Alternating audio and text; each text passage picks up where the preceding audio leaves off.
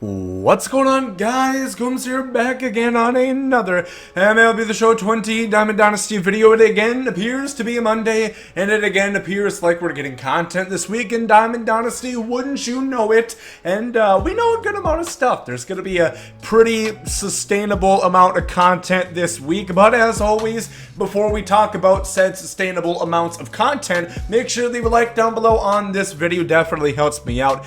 Subscribe if you guys are new. New news, gameplays. We have Bryce Harper gameplay coming out in a few hours. That's pretty cool.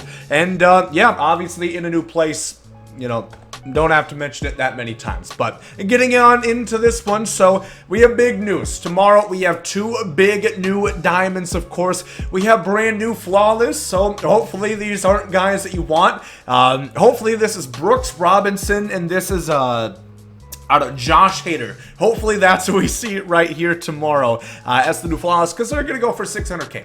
That's without question. So these are the hints that we know so far. A Gold Glove Legend and a Signature Series Closer. Now, news is coming out a bit later because I was hoping that they would tweet something out for clues further than that today. Unfortunately, I guess they don't want to see the Gomes show prosper, so we're just going to go right into predictions. The Gold Glove Legend. So there's a couple ways to interpret this. Obviously, you see Andrew Jones. That is one of my big guesses here. I don't think they're going to give us somebody like Willie Mays. Yes, he's won a shit ton of them, but also you would think he would have an MVP card. Andrew Jones, I think, won one single slugger award. Apart from that, it was really only Gold Gloves.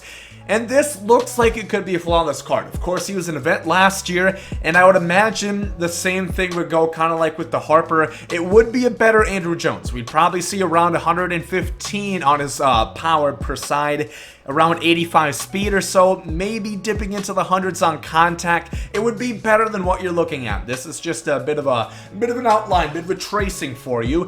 Andrew Jones, I think, is a great possibility. I think he would fit in pretty nicely. Another guy who kind of fits the bill is none other than Jimmer Edmunds. Again, this is a card that I loved last year.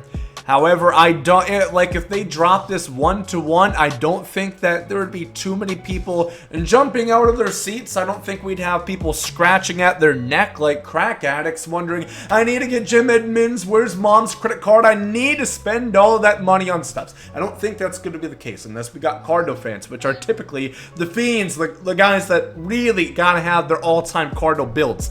But Jim Edmunds, if you make him better, if you give him like 115 splits against righties and 100 against lefties, diamond defense, 70 speed, magnifico. That swing, it's over. I'm not going to be able to use him outside of Battle Royale, but still, that would just be a picture-perfect card. It does not get much better than that. So, again, I think he won 2 Silver Slugger awards, kind of similar to Andrew Jones, but primarily Gold Glove is really what he's known for. They're 2 of the top defending outfielders that we've seen in baseball. So that's what I think for the Gold Glove Legend. Talking about the Signature Series Closer, there is really a couple options here. You have Billy Wagner, for example, who is the 4th inning program boss, who would really be a flawless card. This is something that a lot of people are looking forward to. I still really like the 94-95 overall collection reward from the AL West, and just add a changeup on top of him, it is lights out. This card gets significantly better. Give him outlier, throw a 102 on that 4-seam with nearly maxed out hitting K9 splits, which is going to make a PCI the size of, well, a 2-inch dick, for lack of better terms. That's going to be really, really good shit. Kenley Janssen is another one that I am thinking about. And I was kind of thinking maybe we'd see him as a boss in the 7th inning program. We did not, obviously. We saw Walter Johnson, but this card was phenomenal last year. He was one of the Signature Series pack guys, and he would be great. He is the best repertoire you could really ask for. Cutter, sinker, 4-seam combination. They go kind of similar. If you give him outlier and 4-seam, I don't see a better reliever in the game this year. I think he's going to be better than Mo. I don't think you could get really much better despite him having about the same. I think he has exactly the same pitches as Mo. So those are 2 guys I think very are possible. And then the Goose. I think this also has a good shot. The only thing is he has won like a 90 overall in ranked seasons. I don't know if that's going to impact anything. I don't know if they're going to have his 2 best cards both be in a... I was going to say competitive. Getting to the pennant race pack for the 90 Gossage, you could almost have no thumbs and still make it to that stature, to that ranking. So those are 3 guys that I think have a pretty good shot. Let me know what you guys think. Andrew Jones and Kenley would be my favorites that I would think would be in the flawless that we are going to see on Tuesday. And then of course they are going to come right ahead inside with Donaldson and Bob Vela like we saw last time around within the Battle Royale flawless pool. So that's going to be on Tuesday. Then we also know for headliner set 44, we got our initial first clue today, which you guys can see right there. Now the last tweet said the question marks mean nothing. It was in some ancient hieroglyphics. Not really, but we're gonna call it that. I forgot the actual word for it, but I think they do mean something. I think that was a bit of a meme just for that time alone, because they have meant something in the past, and they've also not meant something in the past. If we're going by question marks, this is what I think. I think it is likely going to be Jake Arrieta.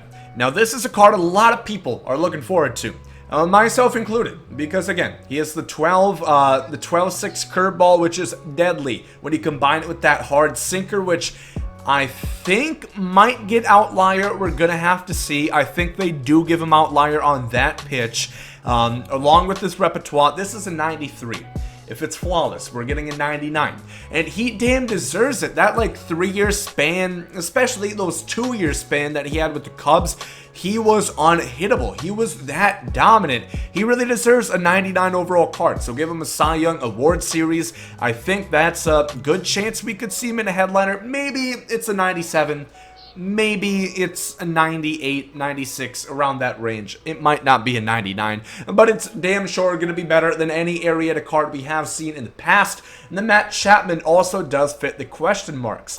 I think Arrieta is a hell of a lot more likely considering he's played longer than Chapman. This is his finest card from last year, just maybe what it could look like. Great power, not great contact, which is much more valuable than Vision this year. 70 speed, max defense, and then pretty much max arm strength as well. So that's really what I'm thinking as far as the clues go for tomorrow's headliner that we are going to see. So that's what we're going to get on Tuesday. Then Thursday is going to be the other content drop, not Friday. We're going to have a brand new Diamond Player program. We have no idea who it's going to be. Only thing we know is it's going to net you 20 program stars for the 7th inning program, which again is kind of short. It only lasted 20 days once it was dropped, so you guys are going to have to get those stars, especially if you don't play too much. 20 free stars is going to be nice for you, and I'd imagine we're going to see maybe a legend, maybe another guy towards the end of their retirement. Usually what they like to do with these player programs, or prime cards, I would say, is pretty often what we see. Then there's going to be a new event as well. We don't know anything about it yet, but there is going to be new rewards, so that is reason enough alone to actually give a shit about this one. We're gonna have to wait and see. I'm hoping we at least get 3 new diamonds and a good amount of packs.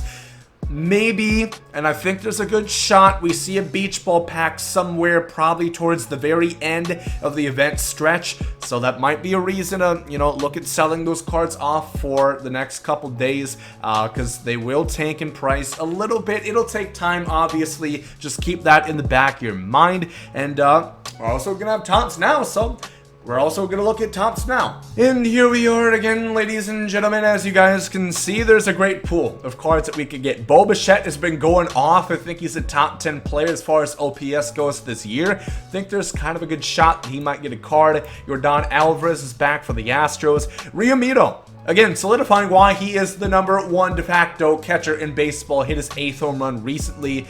Mookie Betts, I think there's a shot. We got Justin Bieber, you know, established player. Usually the top snow guys we're seeing, you know, silvers, some golds getting these cards. We saw Justin Bieber get one. I think there's a shot Mookie Betts could get one as well, like a 98 Topps. Now we're gonna have to see. Maybe he's still, well, he probably is still in the race for August POTM, but it's hard to think how that's going to work really. And yeah, there's just a bunch of good performances this week. Trying to think of a couple. Bo Bichette had like a ton of Topps Now cards over this span, and I think it ends right around this Mitch Moreland time. So let me know some big performances that you guys saw. I've kind of been missing out in baseball in the moving process, but we're gonna see hopefully at least 4 to 5 new diamonds come Friday. Roster update is also going to come in hot. Again, you guys know this. It is going to be on Thursday this time, so we're going to have predictions out tomorrow as normal, and it's going to be a bit of a short week, you know, one less day that we have, so maybe it's not going to be as big, especially since they dropped a bombshell on us last week. But I do think there's still a couple guys who are in the mix for getting that diamond rating upgrade, and then of course there's going to be a set 25 headliner pack, which obviously we know nothing about. I'm not going to make up a bullshit clue this time. It is a player that I'm sure they have played at least one game in the MLB before, so that's going to be on Thursday. And Saturday, we also have the beginning of the fall circuit. In the middle of summer. It doesn't make sense, the name, but it is going to stretch that far. I imagine it's going to be at least the same length as the last summer circuit was. I think that's what it was called. So if you guys want to qualify, those are going to begin on the 22nd of August on Saturday. If you're good, you can win some money. Maybe it's going to be worth it for you. And then also want to talk about a couple things to come. Quickly going to mention Team Affinity. Like we were mentioning about fall, the first day of fall is September 22nd, so that's the first day that we could actually see new content for Stage 4. My early guesses, I'm not going to make a full-on prediction video, obviously, because we know nothing about it, so you're just fishing at that point. Probably Finest would be my guess, since it is going to be about the end of the season. Put 2 and 2 together, Finest kind of makes sense, but we're going to have to wait and see closer to the time it actually drops. We have, of course, the August POTM program, which should be coming out not this week, but the following week, or after the month of August is over. It's going to be dropping at some point then. It could even be August of next year, but we have to wait for this month to end. So let me know again some guys that you think are being some top performers. I think Tatis and Judge are 2 big ones a lot of people are looking at. Maybe even a guy like Donovan Solano. I know everybody's really hankering for that card, but he deserves it. He's been having a huge year, kind of like Brandon Lau, who might be an early spoiler for my roster predictions tomorrow. Maybe a thought there. And also, lastly, I do want to say ranked season is going to be resetting on the 31st, so not the start of next week, but the following. Just keep that again in the back of your mind when deciding what to play going forward, because those cards still go for a shit ton of stubs. Chris Sale, I think, still is in the 300s, as is the other reward. If you're good, you can make a ton. So think about what you want to do as far as that is concerned. So that's this week of content. 2 brand new Flawless. We're going to see those tomorrow. Also, probably Jake Arrieta headliner, and then a ton of stuff on Thursday. Topps Now roster update, player program, all that jazz. But if you guys did enjoy this video, make sure to leave a like down below. Thank you for watching. Hope you guys have a great day. There comes out.